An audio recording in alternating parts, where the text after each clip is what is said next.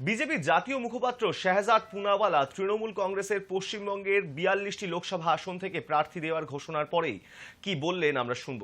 इंडी गठबंधन में एक और कलेश, एक और नया झटका, एक और नया झगड़ा।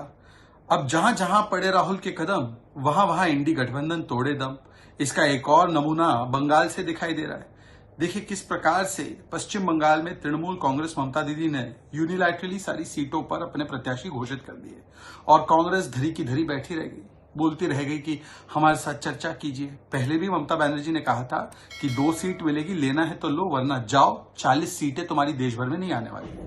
ये दिखाता है कि कांग्रेस पार्टी और खास करके राहुल गांधी के बारे में ममता दीदी क्या सोचती है।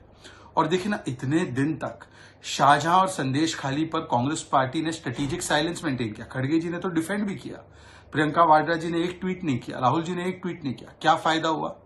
अब कम से कम आज तो प्रियंका जी, अब तो सीटें भी नहीं मिलने वाली आपको तृणमूल कांग्रेस से। आज तो चुप्पी तोड़िए और पूरा गठबंधन देखिए, क्या गजब का गठबंधन है, क्या गजब का कोऑर्डिनेशन चल रहा है। क्योंकि मिशन और विजन तो है नहीं, केवल कंफ्यूजन, कॉन्ट्रडिक्शन और डिवीजन है। इसलिए केरल से सीटें घोषित हो जाती है, वायनाड बोलते खाली कर दो। महाराष्ट्र में कांग्रेस को कहा जाता है जीरो पार्टी है। पंजाब में भगवंत मान कहते हैं एक थी कांग्रेस। जम्मू कश्मीर में उमर अब्दुल्ला ने क्या कहा है वो आपने देखा है, यूनिलैटरली उन्होंने भी सीटें डिक्लेयर कर दी। और अब बंगाल में भी यूनिलैटरल डिसीजन ले लिया गया है। और पहले तो ममता दीदी ने कहा था कांग्रेस की 2 सीटें लेनी है तो लो, वरना आपको तो 40 सीटें भी देश भर में नहीं आने वाली।